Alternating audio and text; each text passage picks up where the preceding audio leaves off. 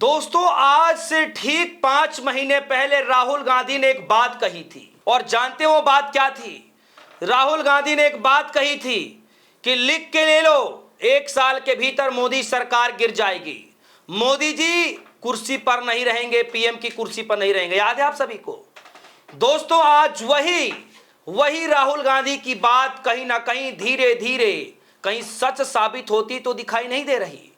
दरअसल दोस्तों, मैं आपको इस खबर में बताऊंगा कि किस तरीके से राहुल गांधी ने जो बातें कही, कहीं ना कहीं वो पैटर्न, वो रास्ता सीधा और साफ तौर पर दिखाई दे सकता है, जिसमें कोई अंदेशा, कोई लेकिन किंतु परंतु वाला सवाल ही नहीं उठता कि राहुल गांधी ने झूठ कहा था। कहीं ना कहीं वो बातें अब सच साबित होती दिखाई दे रही हैं। खबर क्या है दोस्तों? खबर यह है कि राहुल गांधी आजकल यूं ही नहीं बोल रहे हैं कि अमित शाह को इस्तीफा देना चाहिए। राज्यसभा के अंदर मल्लिकार्जुन खड़गे यूं ही नहीं कह रहे हैं कि अमित शाह जी घर में छुप करके बैठे हैं, खींच कर निकाल लाएंगे। इस तरीके की बातें, ये मेरे शब्द नहीं है, ये मल्लिकार्जुन खड़गे जी के शब्द हैं, वो भी राज्यसभा के अंदर। अब वो बात अलग है कि सदन की कार्रवाई से हटा दिया गया या नहीं हटाया गया, वो मुझे नहीं पता, खैर, लेकिन इसका विरोध किया गया। सवाल यह दोस्तों कि जो राहुल गांधी ने आज से ठीक 4-5 महीने पहले जो ऐलान किया था कि 1 साल के भीतर मोदी जी प्रधानमंत्री नहीं रहेंगे, गिर जाएगी सरकार, क्या वो अब सच होता दिखाई दे रहा है? और क्या उसकी शुरुआत हो चुकी है? क्या उसकी शुरुआत होती दिखाई दे रही है? क्या उसकी शुरुआत हो चुकी है? क्या सच में ऐसा हो रहा है दोस्तों? और अगर ऐसा है तो फिर मोदी सरकार के लिए, बीजेपी सरकार के लिए एक बहुत बड़ी मुसीबत होती दिखाई दे रही है। अब दोस्तों, खबर पर आते हैं।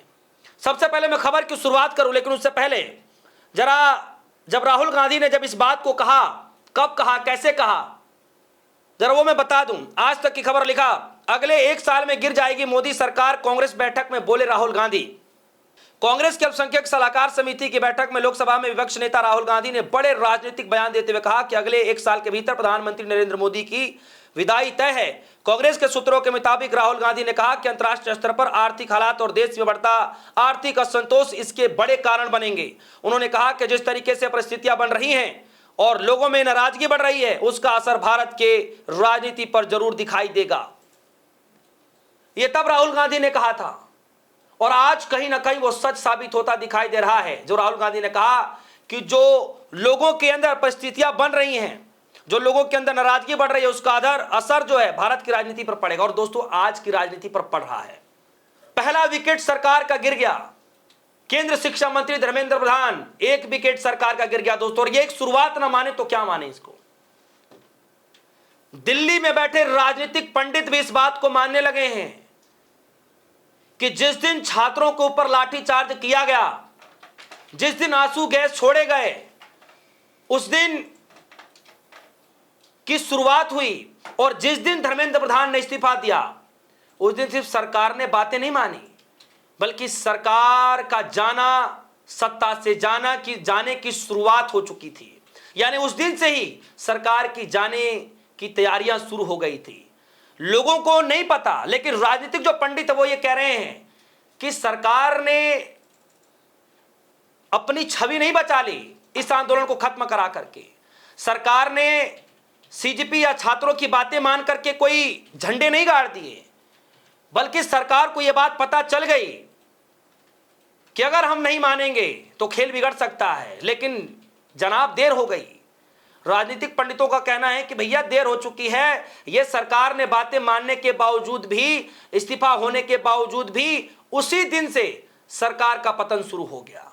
यह राजनीतिक पंडितों का मानना है, मेरा मानना नहीं। मैं तो अभी राजनीतिक सीख रहा हूं। मैं तो अभी सच बताऊं तो मैं, जो बड़े बड़े राजनीतिक जानकार हैं, जो बड़े बड़े, उनको बहुत एक्सपीरियंस है, उन्होंने कई सरकारों को आते जाते देखा है, उनकी बातें ज्यादा मुझे समझ में आ रही है। और कहीं ना कहीं वो बातें धीरे धीरे सच साबित होती दिखाई दे रही है, क्योंकि सरकार का पहला विकेट गिर चुका है। सवाल ये नहीं है दोस्तों कि सरकार के अंदर से बैठे मोदी जी के बड़े नेता, केंद्र शिक्षा मंत्री धर्मेंद्र प्रधान का इस्तीफा होगा, पहला विकेट गिर गया, ये बड़ी कारण नहीं है, ये बड़ा सवाल नहीं है। छात्रों की बातें मान ली, ये भी बड़ा सवाल नहीं है। सवाल यह है दोस्तों कि क्या इस्तीफों की झड़ी लगने जा रही है? और अगर ये इस्तीफों की झड़ी लगने जा रही है तो सरकार को जाने से शायद कोई रोक नहीं सकता। तो कुल मिलाकर के बातें फिर घुमा फिरा कर वही हुई कि क्या राहुल गांधी ने जो बातें कही क्या वो सच में सच साबित होती दिखाई दे रही है क्या? क्योंकि राहुल गांधी ने धर्मेंद्र प्रधान के इस्तीफे के बाद एक नई लकीर खींची है और वो लकीर सीधे गृह मंत्री अमित शाह जी की तरफ जा रही है। और गृह मंत्री अमित शाह जी का इस्तीफा खुद राहुल गांधी ने मांग लिया दोस्तों, कोई और नेता नहीं मांग रहे हैं। राहुल गांधी के कोई आईवाईसी के लीडर या एनएसयूआई के प्रेसिडेंट या फिर दिल्ली डीपीसीसी या फिर किसी प्रदेश के मुखिया नहीं मांग रहे हैं, राहुल गांधी खुद मांग रहे हैं। लोकसभा के अंदर नेता प्रतिपक्ष राहुल गांधी खुद मांग रहे हैं कि प्रधानमंत्री मोदी जी आप अमित शाह जी को बाहर निकालिए, उनको पद से हटाइए, उनके इस्तीफा लीजिए। ये बात राहुल गांधी कह रहे हैं।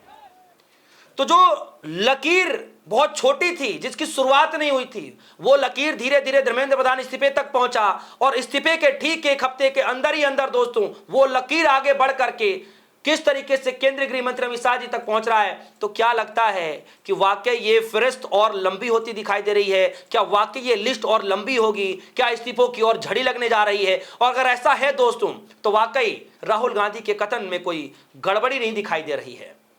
और मैं आपको बता दूं जानकारी के लिए, देश की सबसे बड़ी पार्टी भारतीय जनता पार्टी और देश की बड़ी पार्टी में दो सबसे बड़े ताकतवर नेता देश के प्रधानमंत्री मोदी जी और देश के गृह मंत्री अमित शाह जी।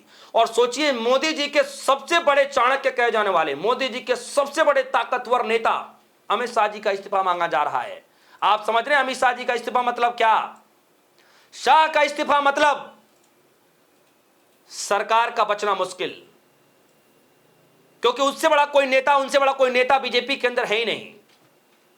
सारी रणनीति, सारे चुनाव के कैंपेन, सब कुछ अमित शाह जी के निर्णय पर होता है। यूं ही नहीं उनको चाणक्य कहा जाता राजनीति का। और यही कारण है दोस्तों कि अब दिल्ली तक हलचल मच चुकी है कि क्या वाकई राहुल गांधी का कथन सच साबित होता दिखाई दे रहा है? क्या वाकई राहुल गांधी ने जो कहा था उस वक्त, क्या अब सच में उसकी शुरुआत हो चुकी है? और अगर ऐसा है दोस्तों तो फिर आगे क्या होता दिखाई दे रहा, क्या कुछ होगा? आपको क्या लगता है? वीडियो कमेंट सेक्शन में जाएगा, अपनी राय रखिएगा। फिलहाल के लिए दीजिए इजाजत, देखते रहिए DS4 न्यूज़। धन्यवाद।